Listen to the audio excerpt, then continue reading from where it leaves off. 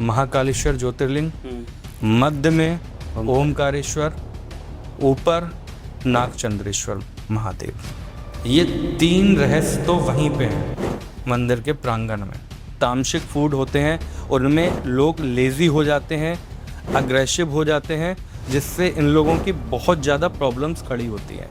पैसा इतना कमाओ कि ज़िंदगी आसान हो जाए, संतुष्टि उतनी रखो कि ज़िंदगी हसीन हो जाए। केवल दुनिया में एक ऐसे ज्योतिर्लिंग है जो दक्षिण मुखी हैं। आप अपने हमारे हिंदू धर्म के हिसाब से दक्षिण दिशा को मृत्यु और यमराज से जोड़ा गया है, इसीलिए महाकाल बाबा को मृत्यु का स्वामी कहा जाता है। फूड टेस्ट में या किसी में 200 रुपये की चीज़ लग रही है, उसमें आप सोचेंगे यार मैं 50 रुपये की लागत कम कर दूं और मैं उस चीज़ को बेचूं पूरे 400 रुपये में, तो कस्टमर को आज नहीं कल पता चलेगा कस्टमर बेवकूफ़ नहीं है। हम भी कंसल्टेंसी में वर्क करते हैं। हमारी जो कंसल्टेंसी सत्या हॉस्पिटैलिटी के नाम से है, तो जिन रेस्टोरेंट को स्टाफ नहीं मिलता है, मैन पावर नहीं मिलती है, तो हम उनको स्टाफ प्रोवाइड कराते हैं और उनकी प्रॉपर्टी को हम टेक ओवर भी करते हैं।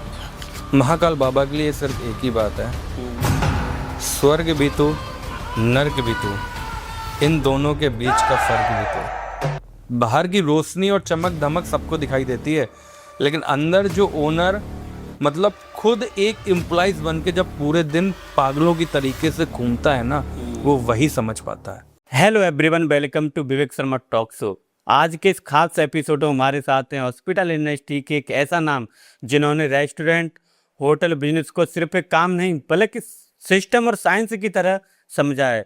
सत्या हॉस्पिटैलिटी के फाउंडर शुभम गुप्ता जी।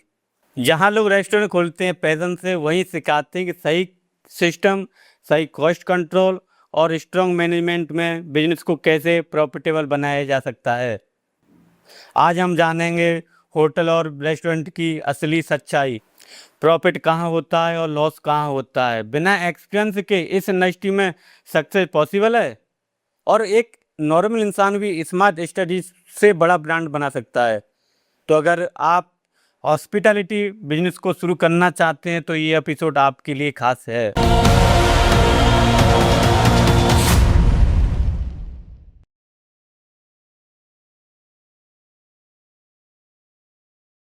नमस्कार सर, स्वागत है आपका विवेक शर्मा टॉक शो। कैसे हैं आप? ऑल गुड, सब बढ़िया, कृपा भगवान की।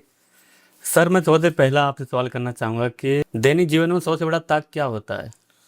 देखिए, दैनिक जीवन में अगर हम सोचें तो सबसे बड़ा त्याग खुद का अपना ईगो होता है। आप देखिए, ईगो की वजह से बहुत सारी चीजें हो जाती हैं। अब ईगो मतलब है कि मैं हूं, मैं क्यों समझूं, मैं ही क्यों बोलूं, मैं ही क्यों झुकूं, तो ये सारी चीजें हमारे ईगो में आ जाती हैं। इस ईगो की वजह से हमारे रिश्ते टूट जाते हैं, हमारी टीम डिवाइड हो जाती है, हमारे डिसीजन गलत हो जाते हैं। तो काफ़ी सारी चीज़ें ऐसी हैं जो ईगो की वजह से होती हैं। तो मुझे ये लगता है दैनिक जीवन में अगर हम अपने ईगो को कंट्रोल में रखेंगे तो हमारी ज़िंदगी बहुत सरल हो जाएगी। क्या सफलता के लिए सुकून छोड़ना जरूरी है? नहीं, सुकून छोड़ना जरूरी तो नहीं है, लेकिन सुकून से ऊपर उठना बहुत ज़रूरी है। सफलता उन्हीं को मिलती है जो अपना कंफर्ट छोड़कर आगे बढ़ते हैं और आराम से ज़्यादा अपनी जिम्मेदारियों को चुनते हैं। इसका मतलब ये नहीं है कि आप हमेशा बेचैन रहें, बस आपको सुकून, जो आपका सुकून है उसको कभी कभी सेक्रीफाइस करना पड़ता है। सफलता के लिए सुकून को छोड़ा नहीं जाता, बस सुकून को थोड़ा सा डिले किया जाता है। अगर कुछ दिनों की बेचैनी आपके जिंदगी को सुख दे तो ये सौदा बुरा तो नहीं है, केवल कुछ दिनों की बेचैनी। पैसा और सुख दोनों एक साथ मिल सकते हैं क्या? देखिए, बिल्कुल मिल सकते हैं जी। अगर आप पैसे को मालिक ना समझें, हाँ। केवल जरिया समझें, तो आप सक्सेस हैं। पैसा खुद प्रॉब्लम नहीं होता है, पैसे को सब कुछ मान लेना प्रॉब्लम होती है। उसको दिमाग में मत रखिए। और पैसा और सुख दोनों एक ही शर्त पर चलते हैं, इसी शर्त पे। अगर दिमाग में रखेंगे तो वो फिर ना वो झंझट बनेगा फिर। बिल्कुल झंझट बन गया। ओके, होटल की लाइफ स्टाइल के साथ स्पिरिचुअल लाइफ को कैसे मैनेज करें? देखिए, होटल की लाइफ में सबसे बड़ा ये चैलेंज है कि लोगों के पास टाइम नहीं है। उनकी आधी सुबह और आधी रात केवल होटल में ही निकल जाती है। इनके लिए ये बहुत बड़ा एक मुद्दा है। तो हमें नहीं लगता कि होटल लाइन वाले स्पिरिचुअल इतना ज़्यादा हो पाते हैं, लेकिन थोड़ा सा अगर वो समय निकाल लें, 10 मिनट ये मॉर्निंग में अगर मेडिटेशन कर लें या शाम को मेडिटेशन कर लें, इनके लिए इतना ही इनफ है। बस अपनी काम को सेवा समझें और ईगो कम रखें, ग्रेटिट्यूड ज़्यादा रखें। सात्विक खाना और तामसिक खाने में क्या अंतर है, और दोनों की एनर्जी एक समान है क्या? नहीं, बिल्कुल नहीं है। अच्छा। आप ये कैसे भी नहीं हम बोल सकते कि दोनों की एनर्जी समान होगी, क्योंकि हमारे पुरखों, बुजुर्गों और जो हमारे संत लोग थे वो सात्विक खाना ही लेते हुए आए हैं, और उनकी जो एनर्जी आप देखो वो अलग ही लेवल की होती है, जो कि हम लोगों के यंगस्टर में भी नहीं है। ठीक है, ये एनर्जी हमारी सबको एकदम पीस बनाती है, शुद्ध बनाती है। लेकिन जो तामसिक फूड होते हैं उनमें लोग लेजी हो जाते हैं, अग्रेसिव हो जाते हैं, जिससे इन लोगों की बहुत ज़्यादा प्रॉब्लम्स खड़ी होती हैं। क्योंकि जब हम अग्रेसिव होते हैं, हमारे अंदर कोई उबाल मार रहा है, वो तामसिक फूड की वजह से ही होता है। तो हमारी उस टाइम पे ज़िंदगी सरल नहीं चल पाती। शेफ या कुक का मूड की जो इफेक्टिव एनर्जी है वो क्या एक होती है, अलग होती है? देखिए, जो शेफ है अगर वो खाना पका रहा है, उसका अगर मूड अच्छा नहीं है तो वो खाना कभी अच्छा नहीं बन सकता। उसका रीज़न ये है कि खाना बनाने वाले की एनर्जी हमेशा खाने में ट्रांसफ़र होती है। आपने हमेशा सुना होगा कि माँ के हाथ का खाना हमेशा स्पेशल होता है। क्यों होता है? क्योंकि जब माँ खाना बना रही होती है तो उसकी एनर्जी खाने में ट्रांसफ़र हो रही होती है। उसके अलग एक इंटेंस भी अलग होती हाँ, है। इंटेंस भी अलग होती है और हमेशा खाना अच्छा बनता है। तो ये मूड पे 100% डिपेंड करता है। या जैसे हम बाहर का खाना खाते तो हम कहते हैं यार वो खाना खा के मज़ा नहीं आया या स्वाद नहीं आया, वो स्वाद जो एक माँ का होता है वो माँ का याद का तो कभी कभी ये चीजें ऐसी होती हैं कि जब उसका मूड नहीं होगा शेफ का बनाने का, तो ये चीजें तब हमें ऐसा बोलना आता है कि यार खाना आज का अच्छा नहीं है। आपकी नज़र में सक्सेस की डेफिनेशन क्या है, अमीर या गरीबी? देखिए, हमारी नज़र में तो ना तो अमीरी सक्सेस है, ना सिर्फ संतुष्टि सक्सेस है। अच्छा। क्योंकि आप समझो, जब आपके पास पैसा ज़्यादा हो, सुकून ना हो, तो जिंदगी भागती रहती है। सही बात है। ठीक है, और जब पैसा थोड़ा कम हो और सपने दब जाएं, तो जिंदगी रुक जाती है। इसलिए पैसा इतना कमाओ कि जिंदगी आसान हो जाए, संतुष्टि उतनी रखो कि जिंदगी हसीन हो जाए। जैसे कि अगर कोई रेस्टोरेंट खोलना चाहता है तो उसके लिए पैशन जरूरी है या फिर पैसा? देखिए, जरूरी तो दोनों चीजें हैं। अब वो डिपेंड करता है कि वो किस तरीके से काम कर रहे हैं। जैसे कि आप मान लो, पैसा तो जरूरी है ही। अब वो या तो आप 10,000 की स्टॉल खोलें या 2,000 की स्टॉल खरीदें या फिर 2 करोड़ का बिजनेस करें, तो पहले पैसा तो आएगा ही आएगा, तभी आप काम की शुरुआत कर सकेंगे। चाहे वो पैसा आप नौकरी करके कमाएं या फिर अपनी सेविंग से खर्च करें। अगर आपको रेस्टोरेंट खोलना है तो पहले पैसा लगाना पड़ेगा। पैशन आपको आगे के लिए टिकाता है। आपने रेस्टोरेंट खोला, पैसा लगाया, वहां तक आप रुक गए। अब जो आपका पैशन है वो वर्क करेगा रेस्टोरेंट खुलने के बाद, कि आप उसे कैसे मैनेज कर पा रहे हैं। जो आपका पैशन था, आप कितना उसमें डीपली जा पा रहे हैं। पैसा आपको आगे के लिए टिकाएगा वहां पे। क्या लोकेशन आपकी सक्सेस डिसाइड करती है? देखिए, रेस्टोरेंट और होटल की लोकेशन वाकई में डिसाइड करती है, ऐसा नहीं है। अब जैसे आप मान लो कोई रेस्टोरेंट ओपन हुआ है, ठीक है, अब उसकी लोकेशन अच्छी है, फूड टेस्ट भी अच्छा है, मैनेजमेंट भी अच्छा है, सारी चीज़ें अच्छी हैं, तो वो सक्सेस है। अगर इसमें से कोई एक चीज़ भी खराब हो जाए, भले ही आपका टेस्ट खराब हो गया या आपका मैनेजमेंट खराब हो गया, ठीक है, तब लोकेशन क्या काम करेगी? कुछ नहीं। आप 6 महीने सर्वाइव कर पाएंगे, 1 साल सर्वाइव कर पाएंगे, 2 साल सर्वाइव कर पाएंगे।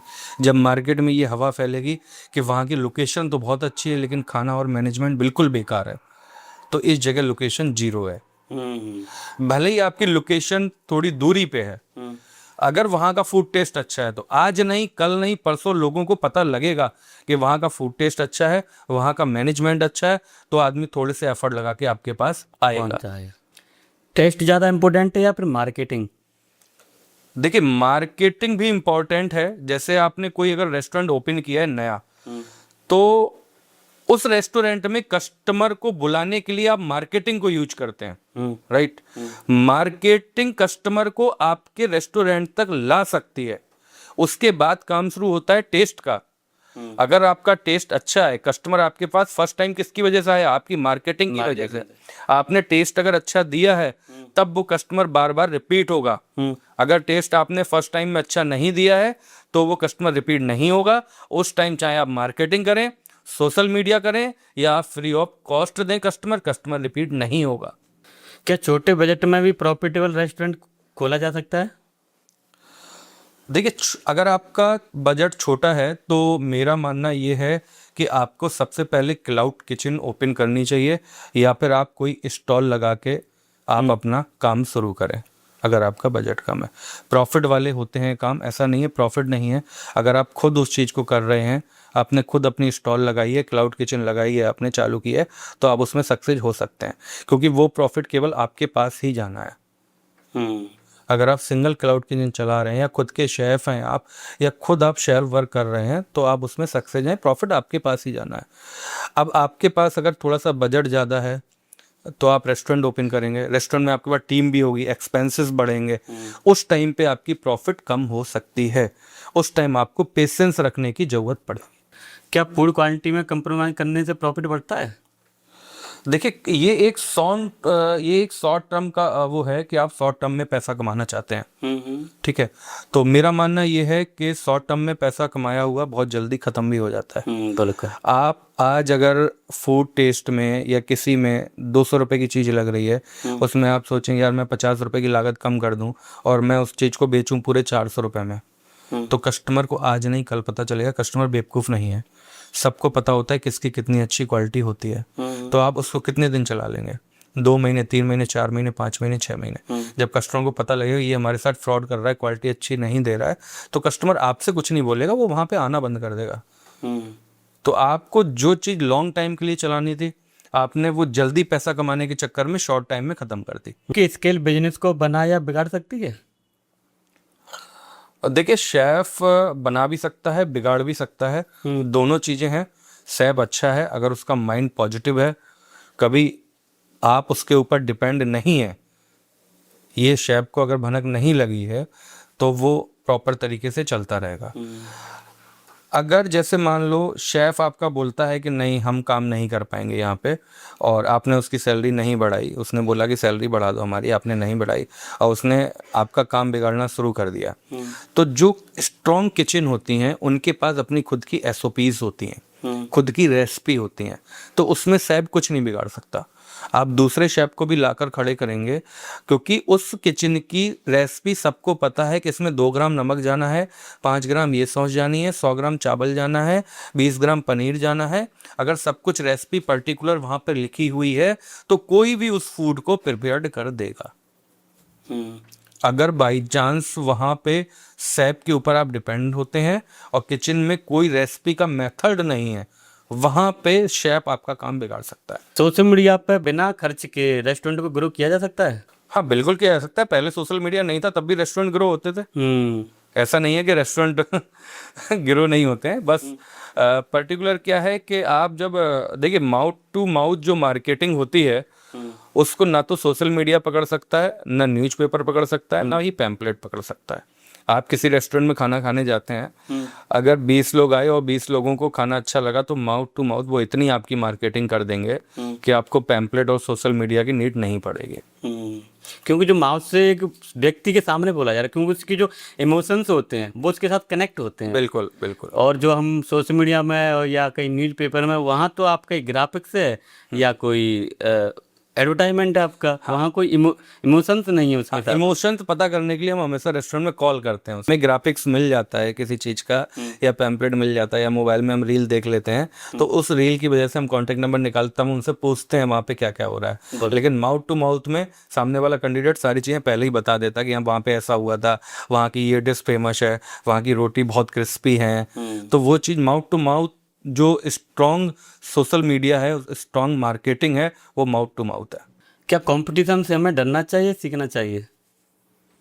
देखिए डरना भी चाहिए। हम्म अब आपके सामने अगर कोई बैठ जाए आके, कोई दूसरा रेस्टोरेंट खुल जाए, तो आप थोड़ी देर तक तो उस चीज़ को सहमेंगे कि यार ये हमारे अच्छा, बगल पता में चल रहा हाँ एक रेस्टोरेंट खुल रहा है, हाँ। तो अब हमारा क्या होगा, हम कैसे इसको सरवाइव करेंगे। तो देखिए थोड़ा डरना चाहिए, लेकिन जब वो रेस्टोरेंट ओपन हो जाए तो हमें चीज़ों को उनसे सीखना भी चाहिए। सीखना ये चाहिए, हो सकता है उन्होंने हमसे कुछ बेटर किया हो, उसको हमें कैच करके अपने खुद पे और इम्प्रूव करना चाहिए। डरना चाहिए आपको 10% सीख के लिए, उतना डरना चाहिए जितना कि आप उससे सीखना चाहते हैं।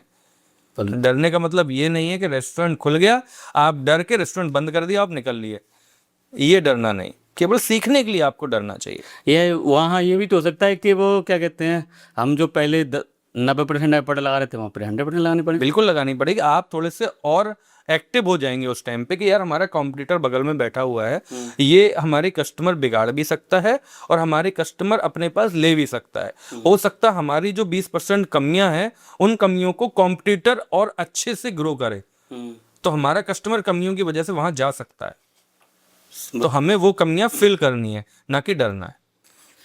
सर मैं आपसे जानना चाहूँगा कि फैमिली रेस्टोरेंट या क्लाउड किचन में सबसे ज़्यादा मुनाफा वाला कौन सा चूज करना चाहिए?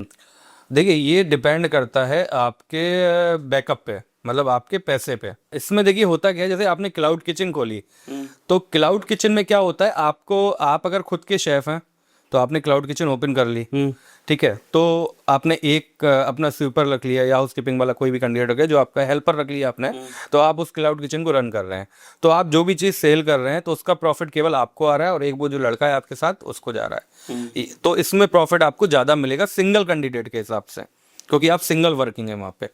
अगर हम रेस्टोरेंट पैटर्न पे जाएं तो रेस्टोरेंट में पूरी टीम होती है, ठीक है, तो आप, वो एक बड़ा पैटर्न है, आपने रेस्टोरेंट ओपन किया, आपको वहाँ पे पेशेंस रखना पड़ेगा 3 महीने का, 6 महीने का, 5 महीने का, कि प्रॉफिट फर्स्ट मंथ भी आ सकती है, सेकंड भी आ सकती है, थर्ड भी आ सकती है, 6 महीने बाद भी आ सकती है। तो उसके लिए आपको पेशेंस रखना जरूरी है।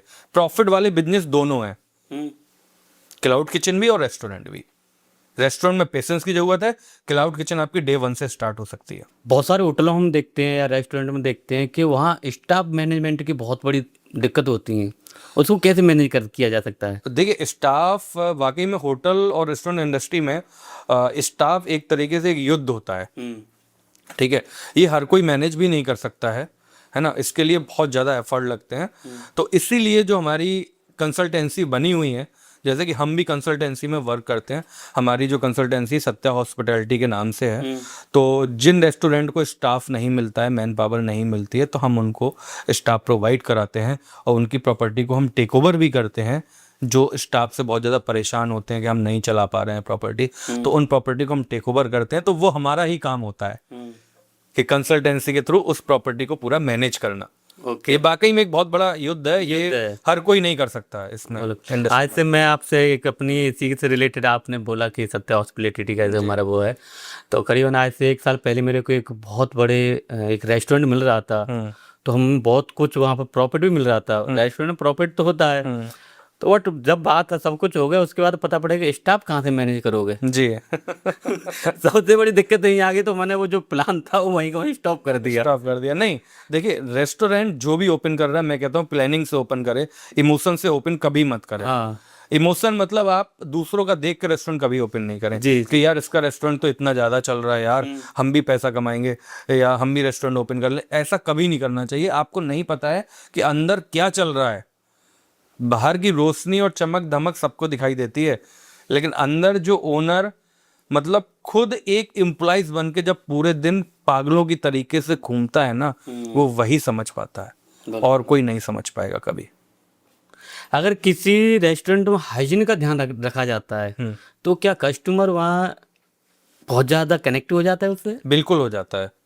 देखिए होता क्या है, जैसे आपके पास कस्टमर आया, रेस्टोरेंट में आपके पास कस्टमर आया, आपका रेस्टोरेंट हाइजीन है, किचन हाइजीन है, आपका बार काउंटर हाइजीन है, आपके वेटर्स हाइजीन है, ठीक है, आपका स्टाफ हाइजीन है, किचन हाइजीन है, तो इसका बहुत ज़्यादा फर्क पड़ता है। कस्टमर ये सब चीज़ें बहुत ज़्यादा नोटिस करता है। आपका सर्व करने का तरीका हाइजीन है, ठीक है, वेटर जो खाना सर्व कर रहा है उसके नेल सही हैं या नहीं है, ये सब चीज़ें बहुत ज़्यादा मायने रखते हैं। कस्टमर को वहाँ पे ट्रस्ट बिल्ड हो जाता है फर्स्ट टाइम में ही। लगता है यार बहुत ज़्यादा हाइजीन है, प्रॉपर तरीके से इन्होंने हमें फूड सर्व किया, प्रोफेशनल तरीके से फूड सर्व किया, तो ये ट्रस्ट बनता चला जाता है आपके आगे के लिए। वो कस्टमर आपके पास से कहीं नहीं जाएगा। लेकिन कंडीशन ये है कि अगर आपका फूड टेस्ट अच्छा है तो आप ये सोचें कि केवल हाइजीन करके आप कस्टमर का ट्रस्ट बिल्ड कर सकते हैं, तो ये सक्सेस नहीं है। आपको टेस्ट भी साथ में देना ही देना पड़ेगा। बिल्कुल। रेस्टोरेंट का मेनू जो स्मॉल होना चाहिए या फिर बड़ा साइज होना चाहिए? देखिए, रेस्टोरेंट का मेनू सब डिपेंड करता है कि आप किस टाइप का रेस्टोरेंट ओपन कर रहे हैं। जैसे रेस्टोरेंट की कैटेगरीज बहुत होती हैं। एक हम आते हैं तो स्ट्रीट फूड हो गया, स्टॉल्स हो गए, QSR रेस्टोरेंट हो गए, क्लाउड किचन हो गया, फाइन डाइन रेस्टोरेंट हो गए। एक अपने जो आपने देखा होगा एक्सप्रेस वे वगैरह पे जो ढाबे ओपन होते हैं, सेवा ढाबा है जिसमें अलग अलग फूड कोर्ट छोटे छोटे ओपन होते हैं, आइटम्स उसमें भी काफ़ी ज़्यादा होते हैं। तो ये डिपेंड करता है कि आप किस टाइप का रेस्टोरेंट ओपन कर रहे हैं, और ये डिसाइड तब हो पाता है जैसे आपने कोई नया रेस्टोरेंट ओपन किया। ओपन करने के कुछ टाइम बाद, 3 महीने बाद आपको पता चलता है कि इस मार्केट में हमारे जो गेस्ट हैं वो इस आइटम के हैं। तो वो आप 3 महीने बाद उसको शॉर्ट करिए, 6 महीने बाद शॉर्ट करिए, आप एवरेज निकालिए कि 3 महीने में ये वाली सब्जी कितनी बार बिकी है, या ये वाली रोटी कितनी बार बिकी है, या ये वाला शेक कितनी बार बिका है। तभी आप उस मेनू को शॉर्ट कर पाएंगे।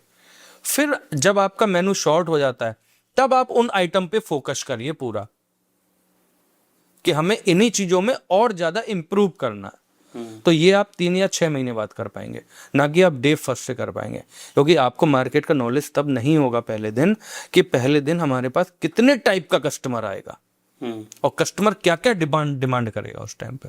तो ये 3 या 6 महीने बाद पता लगता है आपको। तो इससे हमारी जो वहाँ पर जो हम बजट खर्च कर रहे हैं वो भी कम होगा शायद? फिर इससे बिल्कुल होगा। इसीलिए बोला जाता है कि कोई भी अगर रेस्टोरेंट ओपन कर रहा है तो उसको 6 महीने पेशेंस रखना चाहिए। 6 महीने पेशेंस रखना चाहिए, क्योंकि सरवाइव करने के दिन हो सकते हैं। इसीलिए बोला जाता है, क्योंकि स्टार्टिंग में कॉस्टिंग हमारी बढ़ती है, बाद में धीमे धीमे प्रॉपर तरीके से चीजें सेट हो जाती है। रेस्टोरेंट को चलाने के लिए सबसे जो पहले 6 मंथ होते हैं वो कितने क्रिटिकल होते हैं? देखिए, 6 महीने तो सरवाइव तो करना पड़ता है। हम ये नहीं बोल सकते कि आपको 1 महीने करना पड़े या 2 महीने करना पड़े। 6 महीने तो एक हमारे उसमें इंडस्ट्री में भाषा हो गई है फिक्स। सब लोग ये बोलने लगते हैं कि 6 महीने तक प्रॉफिट नहीं निकलेगा। तो ऐसा नहीं है कि प्रॉफिट नहीं निकलेगा। अगर आपका मैनेजमेंट अच्छा है, आपका GM अच्छा है, मैनेजर अच्छा है, आपके पास टीम अच्छी है, तो आप 2 से 3 महीने में ही सेटल हो सकते हैं। ओके। ये डिपेंड करता है आपकी मैन पावर पे कि आपकी मैन पावर किस लेवल की है। 6 महीने वो लोग सरवाइव कर पाते हैं जिनकी टीम अच्छी नहीं होती है, या जिन्होंने 2 महीने बाद टीम को चेंज कर दिया।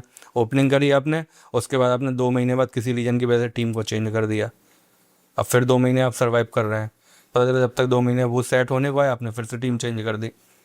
तो तब लोगों का ये कहना रहता है हमारी इंडस्ट्री में कि 6 महीने तक रेस्टोरेंट सर्वाइव करते हैं। ऐसा कुछ नहीं है। अगर आपकी मैन पावर स्ट्रांग है, मैनेजमेंट अच्छा है, तो आप 2 से 3 महीने में ही उन चीज़ों को सेटल कर सकते हैं।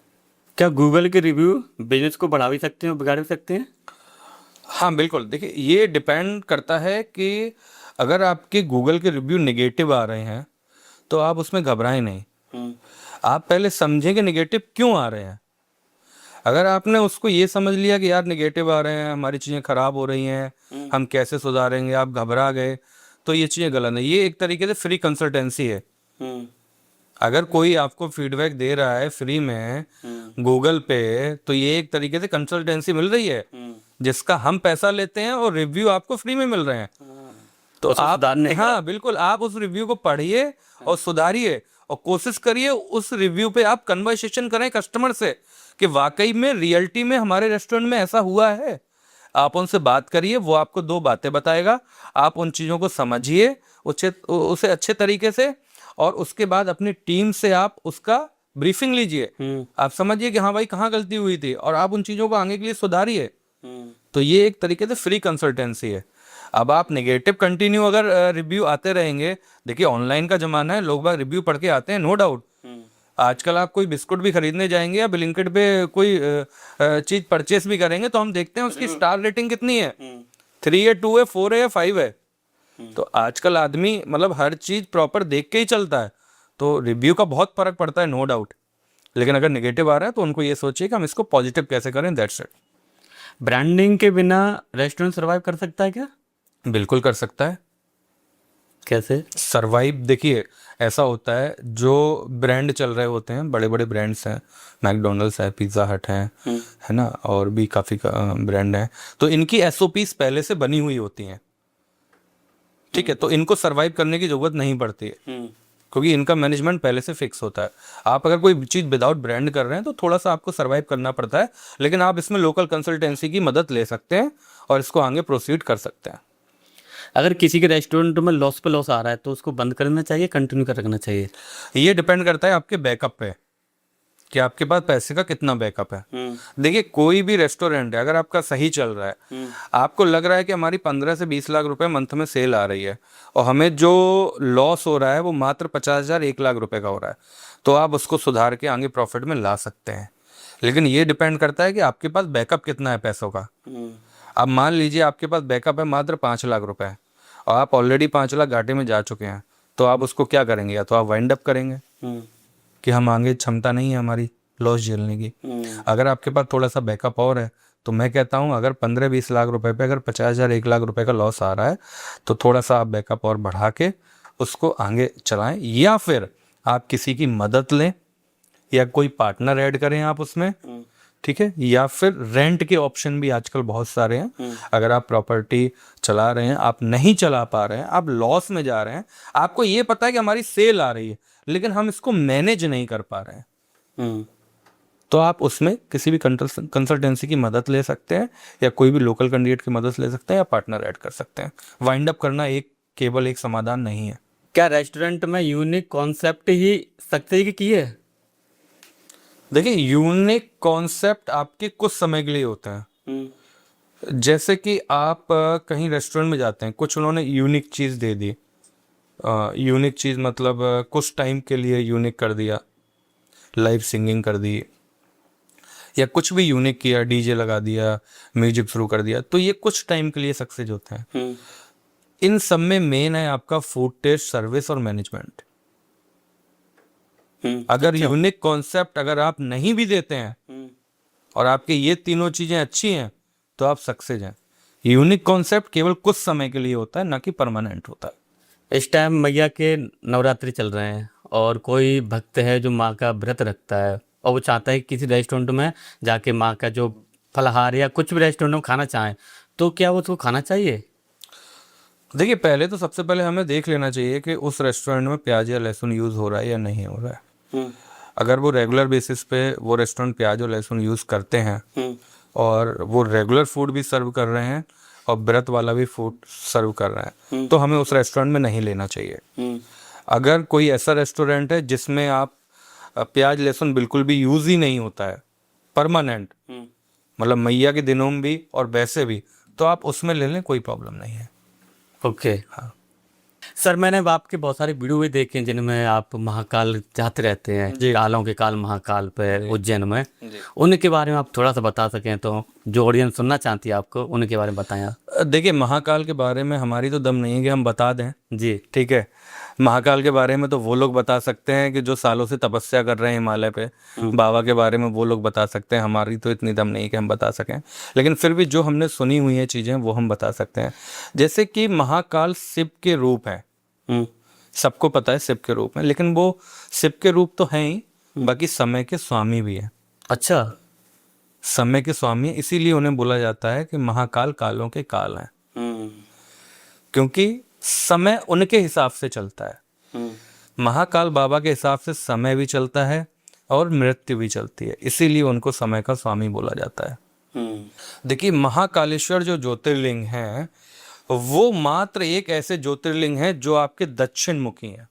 जी, केवल दुनिया में एक ऐसे ज्योतिर्लिंग हैं जो दक्षिण मुखी हैं।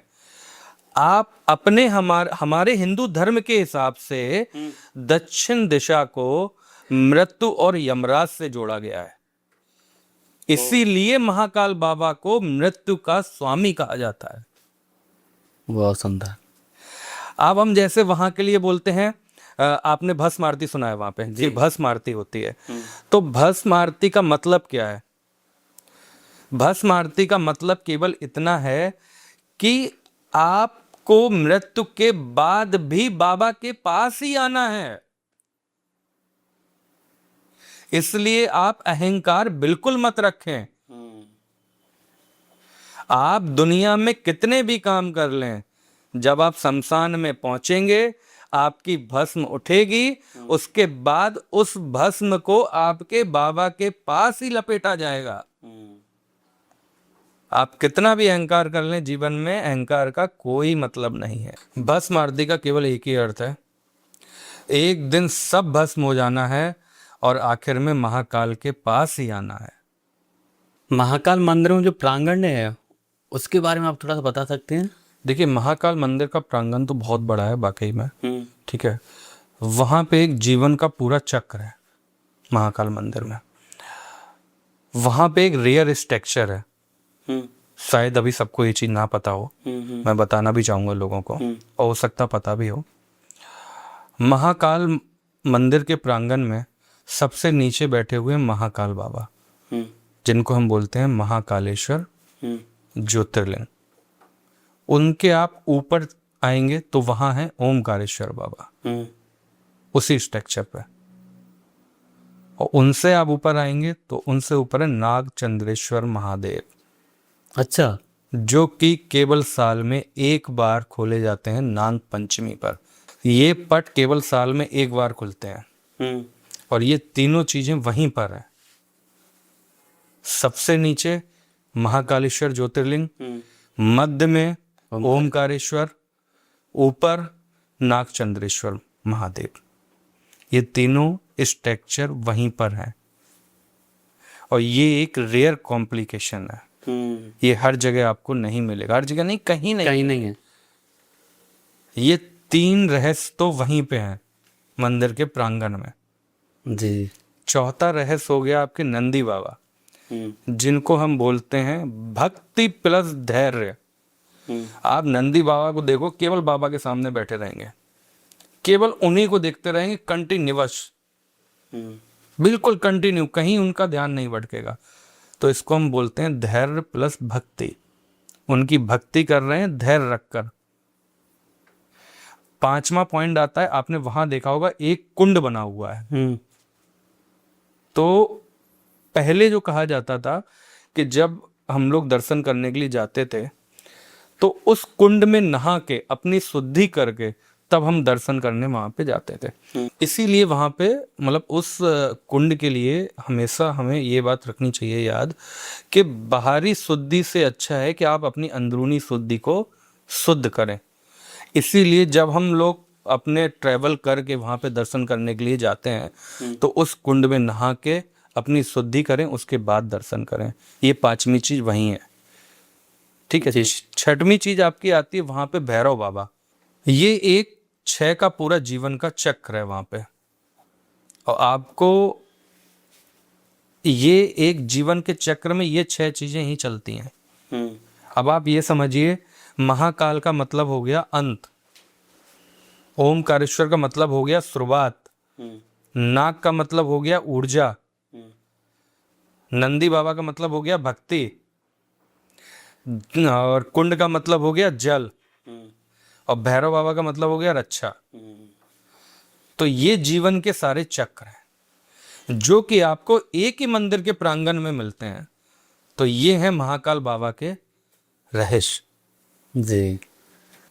करता करे ना कर सके, सिप करे सो होए, 3 लोग नौखंड में, महाकाल से बड़ा ना कोई। जय श्री महाकाल बाबा। शिव जी को कहा जाता है कि सबसे ज्यादा प्रसन्न होने वाले भगवान हैं। देखिए, शिव जी प्रसन्न भी होते हैं हाँ। और गुस्सा भी हो जाते हैं जल्दी। हाँ। ऐसा नहीं है कि हमेशा प्रसन्न रहते हैं। हाँ। तो मैं तो कहता हूं कि आप 3 से 5 मिनट का टाइम निकालिए बाबा के लिए। बस बोला जाता है ना, एक लोटा जल हर विपदा का हल। तो केवल 3 से 5 मिनट का टाइम निकालिए, 3 मिनट की चालीसा और 1 मिनट बाबा के पास।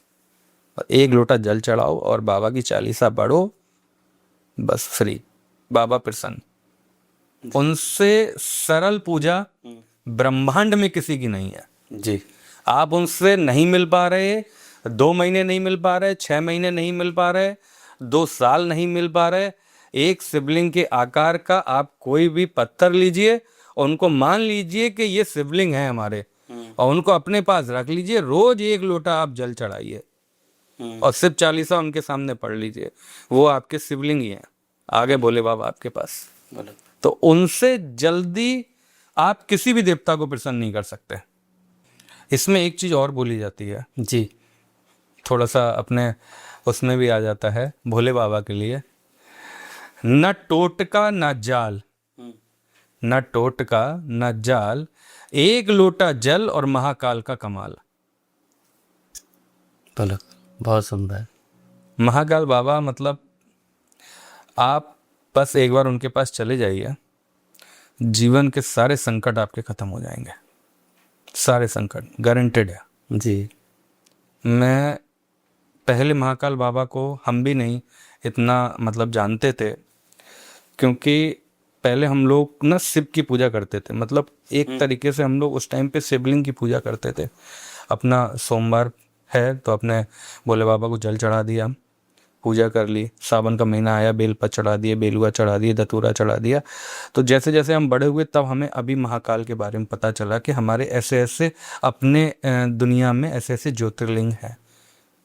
और जब से मैंने 2014 या 15 में मैं पहली बार महाकाल ज्योतिर्लिंग गया था, तब से आज ऐसा कोई समय नहीं है कि बाबा ने मेरा हाथ कहीं छोड़ा हो, हमेशा साथ रहते हैं, चाहे दुख हो, चाहे सुख हो, चाहे जैसी विपदा आई हो। थोड़ी परेशानी आएगी, हफ्ते 10 दिन, 15 दिन, 20 दिन, महीने, 6 महीने, लेकिन जिस टाइम वो हाथ पकड़ते हैं ना, कभी छोड़ते नहीं है। बस महाकाल बाबा ही है। महाकाल बाबा के लिए सिर्फ एक ही बात है, स्वर्ग भी तू, नर्क भी तू, इन दोनों के बीच का फर्क भी तू। सब कुछ बाबा है, बाबा के सिवा दुनिया में कुछ नहीं है, ना इनका अंत है और ना इनका आरंभ था। तो सर, जो लोग आपको इस पॉडकास्ट को सुन रहे हैं और जो आपकी कंपनी के साथ जुड़ना चाहते हैं, या किसी को रेस्टोरेंट खोलना है या किसी मैनेजमेंट कुछ कोई भी सर्विस लेनी है, तो आपसे कैसे कनेक्ट कर सकते हैं? देखिए, अपना सत्या हॉस्पिटैलिटी के नाम से इंस्टाग्राम पे अपना पेज है, आप उसको फॉलो कर सकते हैं, और फॉलो करने के बाद आप उसमें कॉन्टैक्ट नंबर भी ले सकते हैं, और अलग से भी आप अगर हमारा कॉन्टैक्ट नंबर लेना चाहते हैं तो मैं स्क्रीन पे दे सकता हूँ जी। हमारा कॉन्टैक्ट नंबर 7055402222। मेरा नाम शुभम गुप्ता है, फाउंडर ऑफ सत्या हॉस्पिटैलिटी। तो जो लोग इस पॉडकास्ट को सुन रहे हैं, सर ने बहुत कुछ आपको रेस्टोरेंट, होटल, इन सब में क्या क्या प्रॉब्लम आती हैं उन सब के बारे में बताया। तो मिलेंगे किसी दूसरे पॉडकास्ट में, जब तक के लिए हरे कृष्णा, जय श्री महाकाल। जय श्री महाकाल बाबा। जय हो।